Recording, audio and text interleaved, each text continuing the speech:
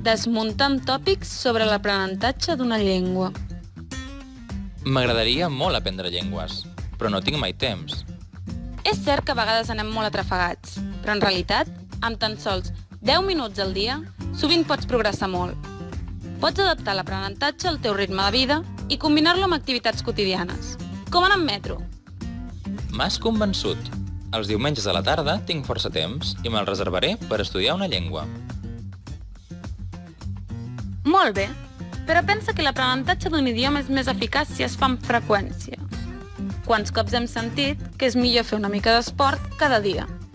Doncs amb les llengües passa el mateix.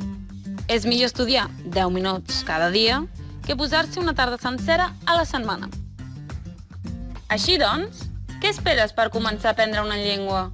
A la descripció que hi ha sota d'aquest vídeo hi trobaràs recursos per fer-ho de manera gratuïta.